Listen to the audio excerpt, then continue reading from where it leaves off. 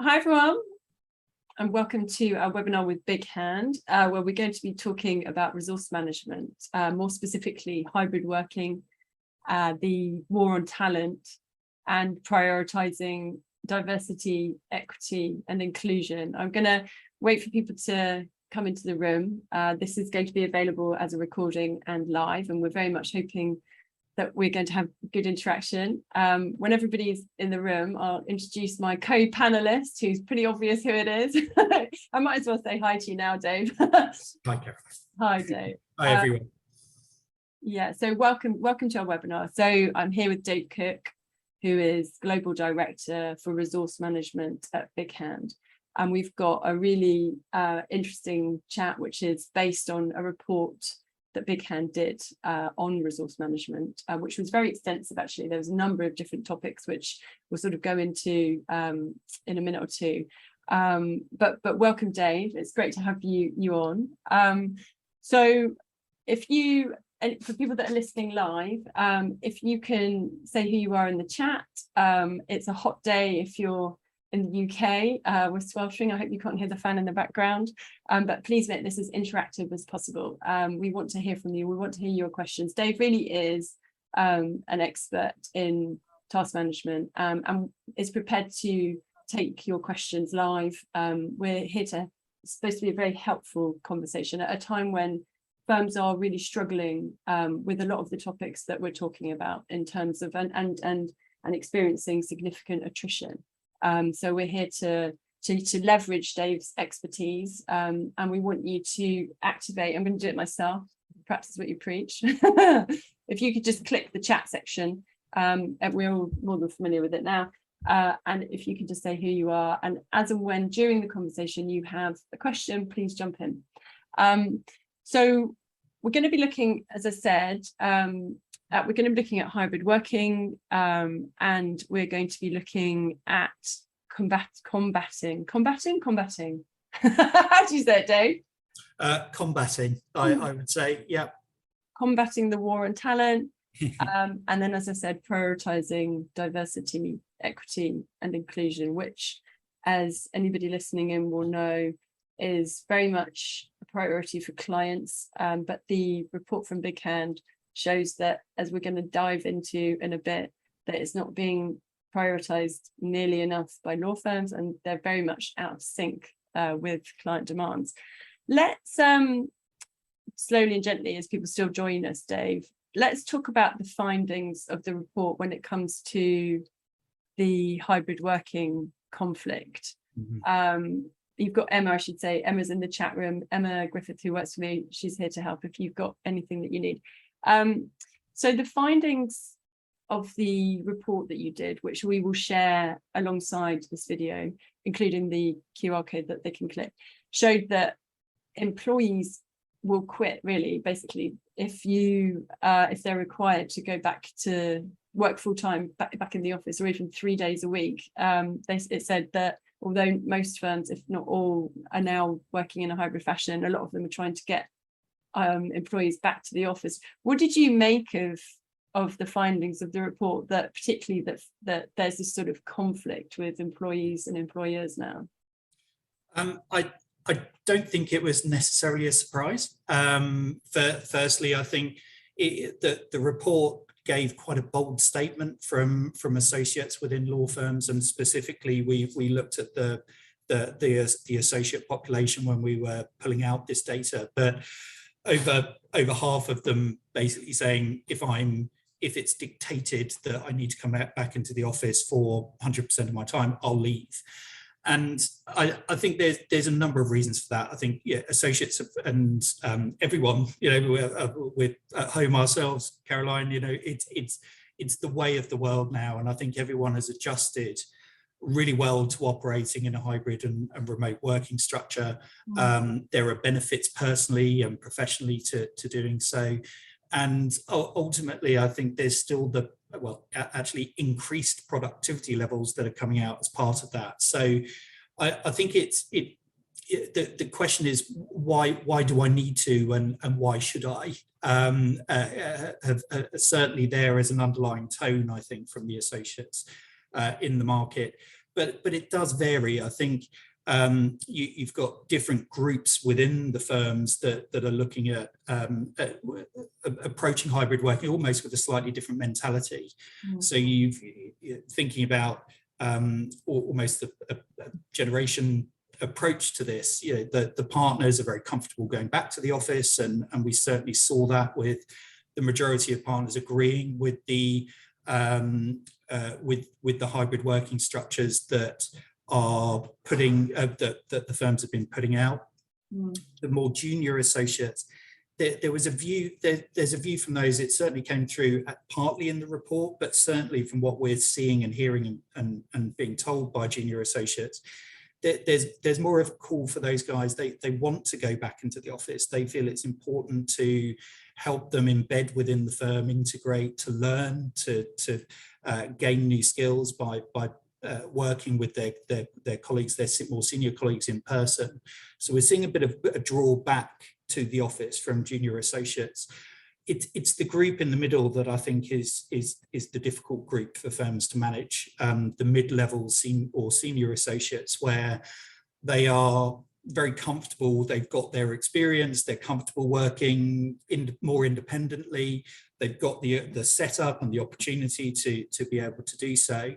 But they're more often than not the critical piece of the jigsaw. Yeah, if the junior associates are in the office, it's the mid-level and the senior associates that they really need to be interacting with and working with more closely to develop, to gain more experience and to gain more exposure to new things. So that's the tricky spot, I think, in my mind for firms at the moment. How do you manage and encourage those mid-senior level associates back into the office, but do so in a flexible way that's not going to alienate them as well? It's not easy, and I think, you know, we're seeing all firms trying a variety of things and at times struggling to get it right.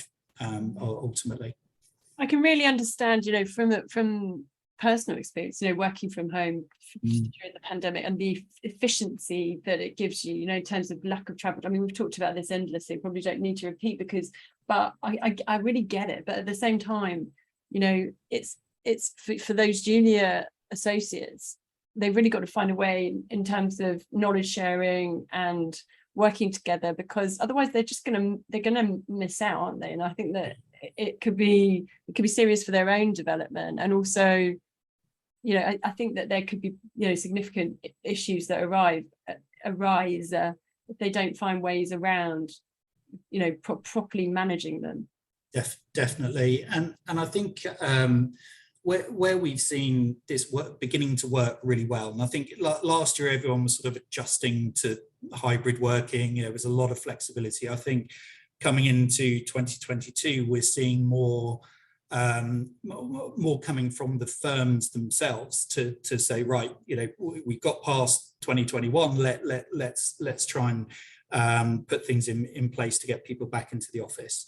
And they're delivering that in a variety of ways, you know, dictating, communicating, you know, encouraging. There's a whole variety of different routes there. But I think where we've seen this working well within firms, where it's less about the firm saying, right, here's a blanket approach to how we're going to encourage people or dictate people are coming back into the office, and actually devolve it slightly more to a practice group or a team-based structure. And we tend to find they're the people that are working more closely together. There's more, they're more familiar with the colleagues they're working more closely with. And therefore they're able to discuss between themselves almost, you know, what's right for us as a group, and how do we get everyone back in? You know, we need to look after these people here who we know and we like, we want to encourage and develop within the firm. So let's work out a structure that works for us to give us what we need. And I think the firms that are having slightly more of a devolved approach to how they're implementing hybrid working are seeing some positive results from that, and some good engagement from the people within those groups rather than that blanket approach. So, and excuse me, and it's about being consistent, I guess, isn't it? Yeah. Having sort of a consistent policy. Absolutely, yeah. And I was interested that, maybe not surprised, but I was interested that you talked about the different levels that are keen to come back, but there were also differences in your report in terms of, so men are much more likely to be keen to come back to the office than women. I found that, if I say interesting but perhaps not surprising, is that the right, I don't know, were you surprised by that? I can see lots of sort of reasons for that. Yeah, absolutely. It wasn't necessarily a surprise in terms of the results that were coming back. I think we have the benefit and the luxury of being embedded in the law firms that we're working with through the consulting work that we do, and I think what we are seeing on the ground is less of a disparity between men and women coming back to the office, particularly within the firms that we're working with closely. And we're seeing a real mix there in terms of male and female associates, wanting to come back to the office and being visible to the consultants that are working with them. The statement in the report, I think across the market is probably true, but I think that does change depending on size, scale, approach that the firm's taken around flexible or hybrid working. But yeah, I think there's different challenges for different groups. I think what we are seeing more than the male-female structure around hybrid working is that sort of generation gap that I mentioned. I think that's coming through a bit more clearly on the ground when we're working with firms as well. Yeah, okay. I apologize if people are having problems posting on the chat. If you are, we'll try to fix it, but it's good to see you here today, and if you can post, please do, and let us know any questions you have, as I said at the beginning. Yeah, so I think just in light, and there's so many interesting findings. I'm sort of conscious, you and I, Dave, we could talk for England about this, and I'm conscious of we've got quite a few different areas to discuss, but it really does seem to be firms, it's a time firms really need to be thinking about this. I mean, so the findings, just for people that we'll share a link to the report, but so most, like a lot of firms, and I'm trying to find the statistic, but are requiring, yeah, this is it, half of respondents from both North America and from the UK, so their firm has mandated the number of days they must be in, and 35% of them admit to not complying, which is how come we described it as this kind of conflict, which is not a situation that you want to be in. You know, you need to be, presumably they need to be working very much hand in glove. It's been a very difficult period, and you know, it seems to me that mandating and creating this sort of, you know, rules that people are going to ignore is quite a dangerous place to be in for a law firm, right? Absolutely, and I think you know,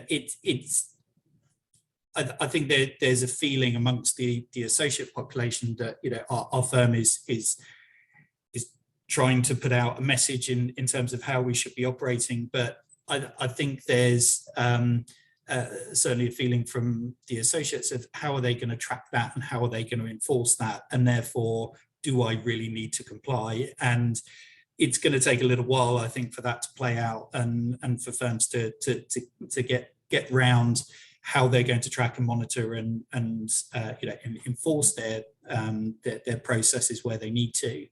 But until that point, I think associates are continuing to think that I'll work the way that works for me, and as long as I'm doing my work, you know, no one can argue. And you know, you could argue that actually they're right. You know, as long as the work is being done, it's being delivered effectively, and you know, everyone is being productive, and clients are satisfied, that it doesn't matter where the work is completed or where it happens, but it's the other elements, the sense of belonging, the feeling, the development that can be impacted as part of that. Yeah, I think there's such, anyway, we must move on. But there's sort of such a lack, there has been, and I know this fits quite sweetly into, you know, your sort of message, but it's quite genuinely true that there's a lack of visibility in terms of the way people are working. There has been, they don't know genuinely, you know, who's at what capacity in many cases, and I do think that the work that you're doing is important, because there is a sort of lack of understanding around allocation of works that during the pandemic, they kind of found ways to get round. But the question is now how to make it sustainable going forward, right? In order to and enter it in some kind of combat is not the solution. I am, thank goodness we seem to have fixed the chat situation. I am very grateful for that, and the chat is coming in.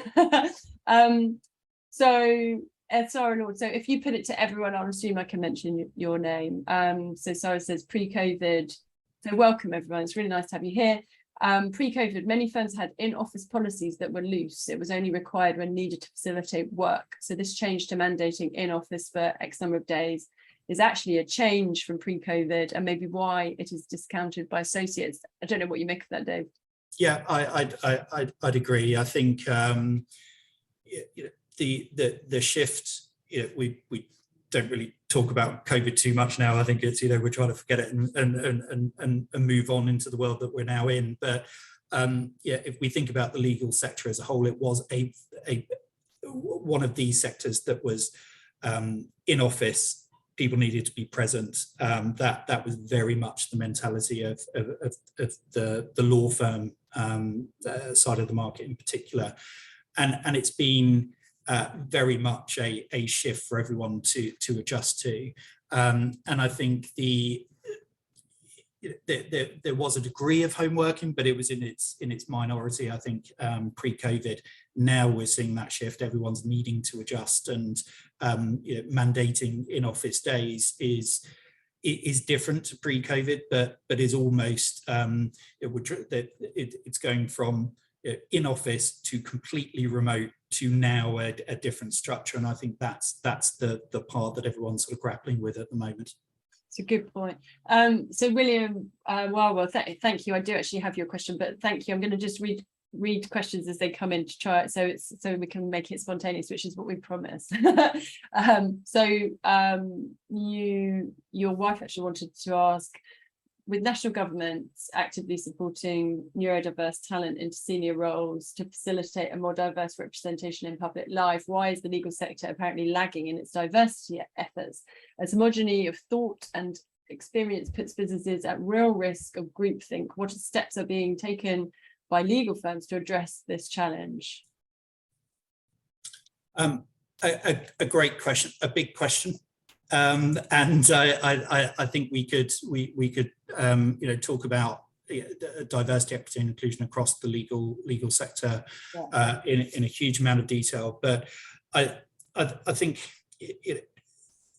firms are putting, if we're talking about the law firm market, firms are putting structures and practices in place to support and promote diversity, equity, and inclusion within their firms. It's been something that has always been there as a challenge for law firm leadership. I think recent events over the last 3-4 years have accelerated that to the top of law firm leadership's agendas. And as a result of that, we're seeing law firms really putting the things that they've been talking about into action. There's also the client demand that's impacting that naturally, and that's whenever in the service industry, whenever clients are telling you to do something, that really does kick people into action, which is a positive step that's taking place. But thinking about diversity, equity, and inclusion within law firms versus other sectors, really, I don't think there has been a concentrated focus on it for a long period of time. And as a result of that, everything that firms are now doing, which are extremely positive measures and structures that are being put in place, it's going to be a longer period of time before there are the progress and the benefits that everyone is expecting now. So I think there's certainly from our perspective, we're seeing lots of firms taking diversity, equity, and inclusion seriously at the highest levels. But there isn't the history of those actions, those interventions being in place for long enough to be able to see the substantial results from those as yet. I think it will happen, but it's the legal sector and traditionally, the whole recruitment pipeline and everything else associated with a very traditional sector that is law. It's going to take a period of time for that to shift and to change, and to see that happening in reality within law firms. That's not to say that firms aren't concentrating and focusing on some fantastic and very positive things, but I think timing wise, it's going to, they're behind the curve from other sectors. We're actually going to come to the DEI bit, as it were, and we'll give you a few more stats then, which are quite really interesting from the report, and we'll have some more conversation around DEI very shortly. We've got another question, which is just to host some panelists. So I won't say who it's from, but again, we'll address your questions as they come in, because really that's kind of what we're here to do. So are clients commenting on law firms working from home policies?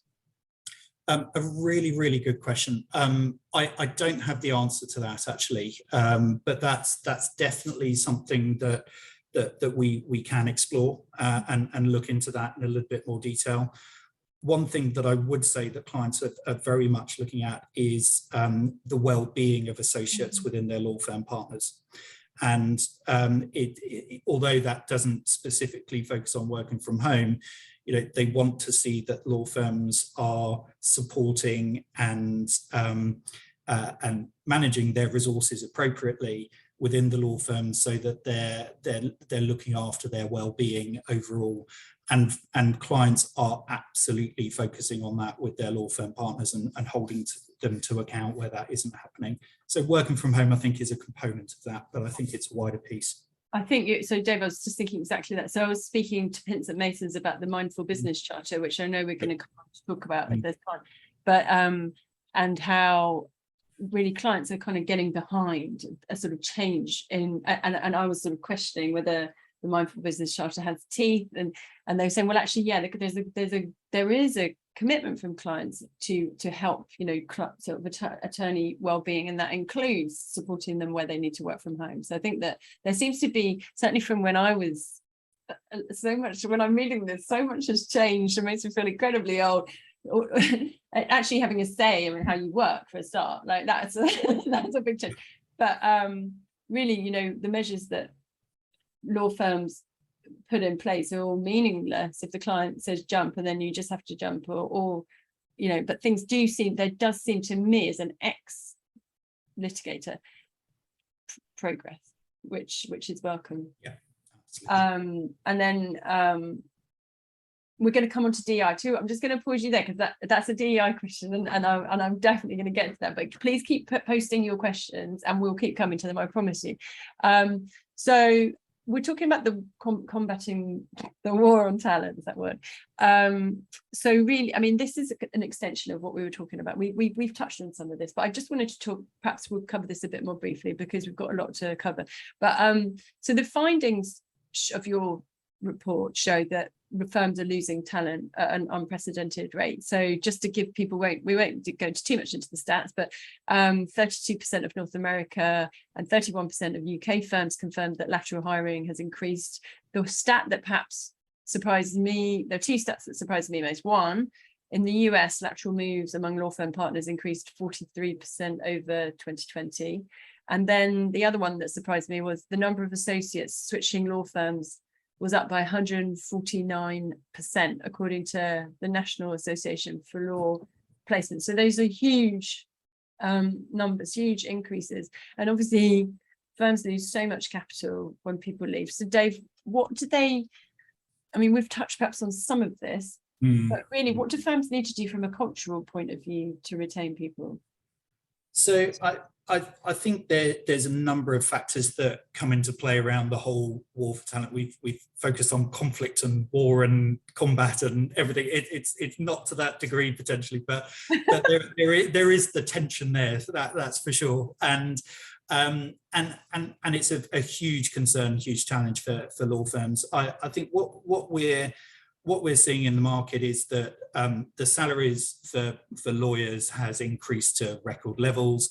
I think there's definitely a view that if you're a lawyer looking for a new role, you will be rewarded well financially. And I think that's almost, a given in the market.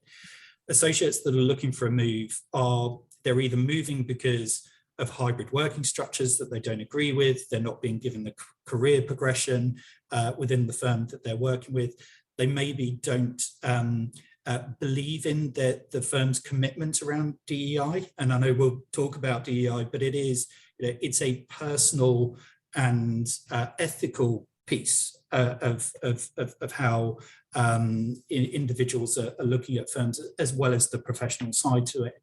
So all of those factors, I think, are coming into play, and there's lots of movement, lots of opportunity in the market. So if someone doesn't like any of those components within the firm, they're looking at a move. And the firms that they're moving to are the ones that have demonstrated progress and action around DEI. They're the ones, particularly, we're working with an AmLaw 20 firm at the moment, who have introduced resource management, work allocation structures, and technology. And the view from that firm is that they introduce a senior associate to any potential lateral hire as part of the interview process to talk about the benefits of understanding skills and experience when you're coming in, the career development opportunities, the fact that you'll be considered for new work regardless of the skills, background, etc., coming into the firm. And they're using it as a sales tool, not the sales tool, but one of those components. And firms that are winning in that war for talent are the ones that can say, we can demonstrate that we will support you as an individual, but also we're doing the right things as a firm across these areas. And that's attracting those that maybe aren't feeling that love, excuse me, from the firms that they're based with already. Is this a Gen Z thing, Dave, do you reckon? Is there like a change? I mean, how much I sort of, when I hark again back to when I was training, and I'm not saying I think it was definitely this, but much better now. But it's interesting, isn't it? There does seem to be a shift. I think sometimes too much is made of it, but there really does seem to be a shift in what's expected. Definitely, I think there's lawyers are bright people, right? They're smart, and they realise that all of a sudden they are a hot commodity on the market. And that creates more candidate power in this talent market, and gives the opportunity for those that aren't quite happy with something to leave, to move. And I think there's less concern around that these days in the market. That you don't need to be a lifer in a firm from trainee to partner, and that's the only way you're going to succeed within your career. There's a lot more. The mindset has shifted, to bounce around, to try different things. People are a little bit less resistant or concerned about doing so these days, and I think all of that comes into play around this sort of shifting in the talent market. Yeah, I wanted to play devil's advocate on your report, and we're going to come on to DEI next. And I'll come back to your question. So in your report, you flagged better awareness of employee skills as one of the sort of things that might help retain them. So, and I was just curious I wanted to sort of challenge you on that and say, is that right? Do you think? I mean, obviously, if so, why? Why would it be better aware? Perhaps I don't know, maybe reading it out now, it sounds perhaps more obvious. I was playing devil's advocate, but like, don't they know already? Why does that make a difference to their happiness, do you think? I think typically we find whenever we're going into work with firms, they don't, and a lot of the data came out to show that firms don't necessarily have that visibility of the skill sets of their individual associates within the firm, and it sounds that's okay, we can manage that. And it was far easier to do so when everyone was in the office. They could see people, they could talk to people. There was more of that flow of information going around in terms of, oh, I've just completed this matter or worked with this client or whatever it might be. But with that shifting to a remote then hybrid working, so that visibility is lost. the impact of that is that associates are then allocated work or asked to work on things that don't match their skill sets, that partners potentially know that they've got skills in that area, so they keep getting the same work passed to them, where actually they'd be more interested in getting a wider variety of work with a wider variety of partners and clients. So it's the lack of visibility around that. It limits the pool of associates that partners can allocate work to, but also it can disengage those associates as well by either not getting work that's appropriate or getting too much work that's in a singular area. So we do see that as quite a key component around engagement overall. Okay, let's come on to DEI, where I think perhaps that's feels like that's a lot of the focus, and quite rightly. So I'm just going to read the question, and again, if you want to ask a question and you don't mind me reading it to everyone, just put to everyone if you don't mind. Someone listening in says, interesting about clients caring about associates' welfare, which we just talked about earlier. What about DEI? Is there any indication that working from home supports greater diversity? That's a good question. It's interesting. What are your thoughts? It's a great question. I think sort of slicing it up, firstly, clients caring about diversity, equity, inclusion, absolutely. We've seen a number of clients, HP, Facebook, Novartis, they've really come through with quite clear structures and clear demands of the law firms that they're partnering with. And importantly, they've put commercial elements to those targets. So either benefits if they can demonstrate that they are progressing and are supporting their diversity structure, but also penalties if they're not. And I think hitting any service industry financially will kick people into action. So clients, I think, are getting frustrated with the pace of movement, and they're using that as the opportunity to really push their law firm partners, which is a positive step in the market. I think something that we have seen more over the last sort of 12, 18 months than ever before is that doesn't necessarily mean that clients are always using it as a stick and just saying, I want to see the data, prove to me that you're doing it. Actually, they want to be more in dialogue with their law firms than ever before around diversity, equity, and inclusion for the good of the whole legal sector. And the view around that is that show us where you are, be honest, be truthful. Let's have a discussion about it and see how we can work together to shift things forward. Now, that's a really positive step that I don't think was happening enough 3-4 years ago. So a positive move there. Yeah, that's interesting. I mean, among the big tech companies, I've seen a lot of pressure, and sort of they very much put them on the hook in terms of percentages, and sort of, certain percentage of this deal must include this sort of percentage, which so I think they really have started to put teeth in, haven't they? Which I think they didn't before. But then, and without that focus, really firms are not going to make the changes. But I agree that having that conversation, much like we were talking about with associates and firms, rather than one necessarily just going, this is what's happening, actually often having a conversation and working out how they can partner together to perhaps improve things must be the right way forward. So we talked about the mindful business charter, we've talked about clients, what do you think are the real barriers to firms making the changes that they need, that you're seeing? I think one big challenge, this is a people issue, right? We're talking about people within a business and making sure that there's a fair and equitable approach across the firm in terms of opportunities, career development and progression. One of the real barriers, however, to ensure that firms are focusing in the right places and doing the right things to drive forward DEI is the lack of data. Right. Typically, firms have no data around. So let's take an example of Facebook, for example, will say, we want to see this percentage of diverse associates working on our matters, provide us with the data. At the moment, we were talking to a firm last week, and this is a large global Am Law 20 firm, saying we have to go to about 5 or 6 different systems to cobble together something that tells us something that we think is right. And that's what they're reporting to clients, but they've got no internal visibility around what's happening, what's going on, where do we need to focus, where are our challenges.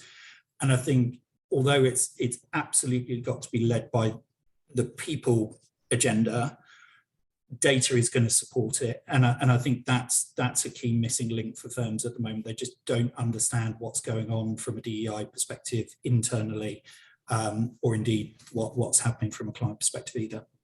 Just to share with people just some of the data, just the findings of the report in terms of the stats around DEI. So, and again, it really does sort of show a conflict. So 69% of North American and 52% of UK firms report increasing client pressure to resource matters with diversity, but there's about less than 1/3 of firms on both sides of the pond are prioritising DEI when their staffing matters.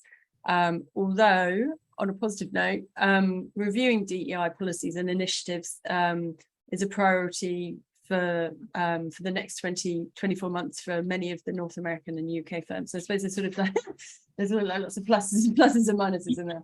Yeah, definitely. I think the biggest surprise for me within the data from the report was, it absolutely isn't a surprise that more and more clients are putting pressure on firms to demonstrate progress in DEI and resource their matters with diversity in mind. The contrast to that of less than 1/3 focusing on DEI when they're staffing their matters, it just doesn't add up.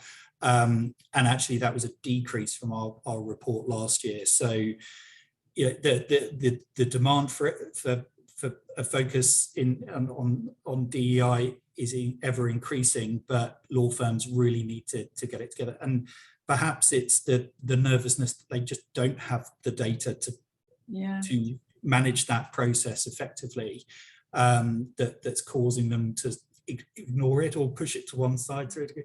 And that's just, as we all know, the worst thing that can happen, and progress won't continue.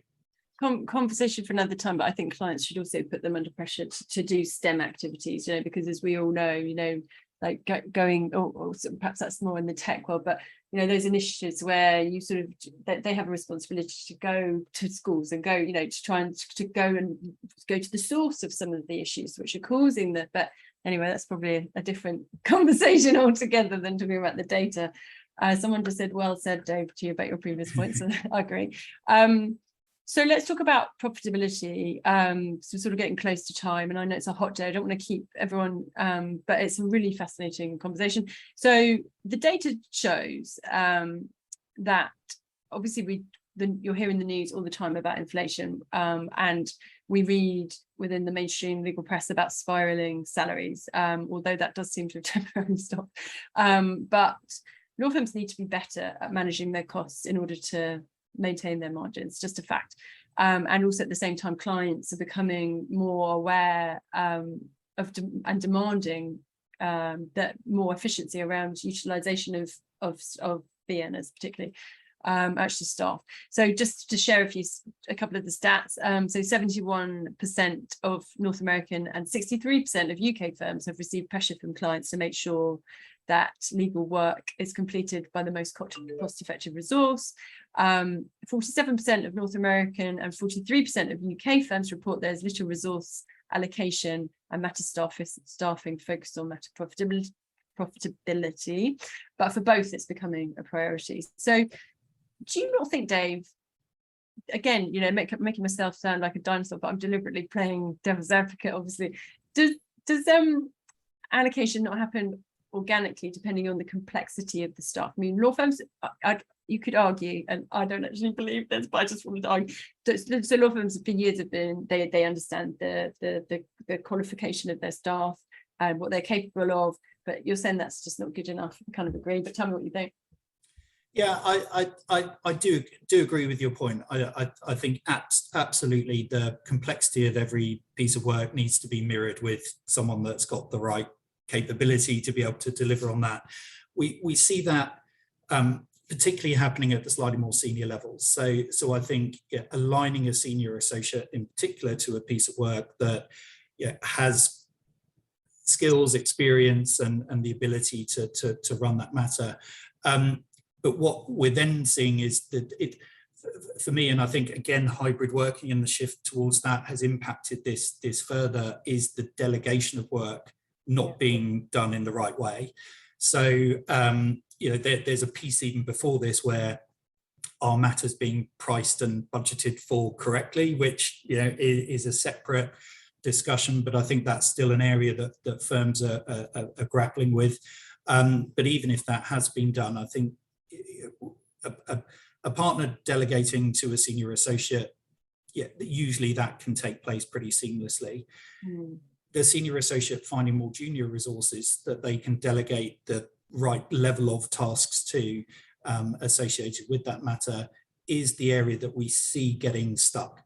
And it tends to be therefore that this senior associate, because it's too difficult to know who's got capacity, who's got the experience to be able to pick up this piece of work, they do it themselves, and the impact of that time on profitability is substantial. So I actually think it's slightly more of a delegation issue that we see operating in practice because of that lack of visibility of who can I get to support me on this matter, and how can I delegate some of the work.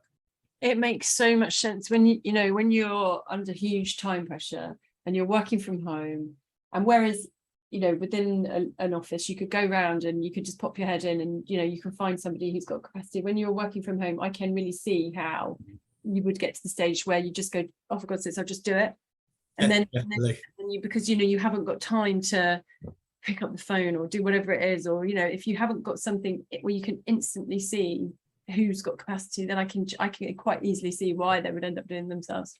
And they're always under such time pressure, right? Then there's not time to phone around and find out. And it's even the case we see with partners as well, where it's very different, isn't it? If you're in the office and a partner walks into your office and says, "Can you help me with this?" You can't really ignore them. But if a partner's sending out an email to 15 people to say who's got availability to pick up this piece of work, it's very easy to hide behind the electronic email and not respond, especially if there's more in the group. So the partners get a bit fed up. It's a really inefficient way of identifying resource, sending out blanket emails and everything else.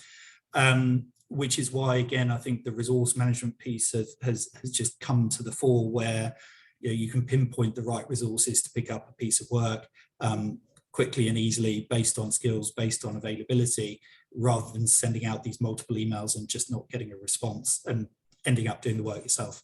And actually, to go back to the sort of well-being point of view as well, that kind of from a looking at it from an efficiency point of view, if you've got, and I've seen this in practice, as an associate, albeit a good associate, being given everything, it's not efficient, in terms of the quality of work, I'm sure, although some of them seem to be superhuman, and B, really bad for well-being, right? Like if you are associates expect to work long hours, obviously that matches the salary, but at the same time, if you've it seems so stupid to be giving, if there's another perfectly capable associate with capacity available to do the work, who could get it done probably quicker, to be honest with you. Definitely, and the impact of that could be that you're losing time that could be put to the matter because someone's rushing through it on top of their workload, where it could absorb more. Work's not being done at the right level. But back to the point around clients keeping an eye on well-being as well. Yeah. As soon as clients keep seeing the same person sending emails at 3 a.m, they're going to pull up their law firm about how they're managing their resources. And the impact from a client visibility point of view, again, is substantial, I think, around that. I've just got a question I'm going to come to you. Is that how a lot of firms are doing it, in terms of, the ones that don't have task management or whatever? But are they typically sending out an email and just going, who's, within the team? Is that what you're seeing? I would say more often than not, that's the approach. There may be something around a bit of a traffic light system, but that doesn't necessarily have any substance or data and is out of date pretty quickly. But generally it's either blanket emails going around, or back to the point of, I know Caroline, this work's going to Caroline, and back to that overburdening welfare, well-being and sort of lack of breadth of work issues that we've talked through already as well. Okay. So Maureen Blando says, I read recently for start of project or end of project, schedule people in office. To Caroline's point, my point, we should start thinking about office time as it relates to actual work. Dave, I don't know if you've got any thoughts. So yeah, absolutely. Sorry, I was being a bit slow.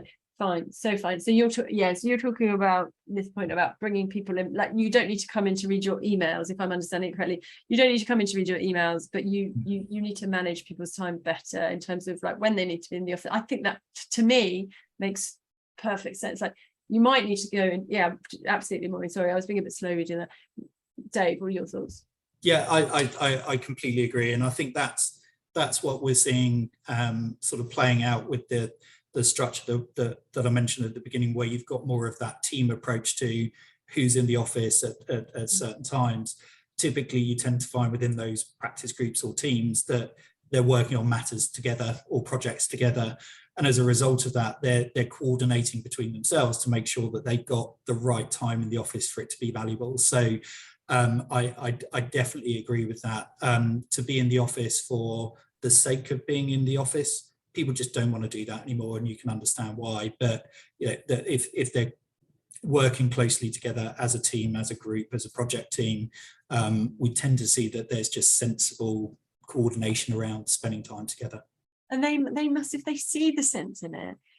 And we were talking about consistent policy, and we were talking about if the law firm is communicating the reasons behind it and there's a consistent policy and they can get on board with it, I think that will be much easier to, if you can say, right, and actually generate some positivity around it, right? So you could say, right, we understand you're going to have time at home and you can use that really constructively, and brilliant, we support that. And then there's times when really, we're going to be getting together as a team, and you can celebrate that, right? Like, the only issue that I see is with the new hiring, typically they would be very close to the office, but now I see people hiring people much further away.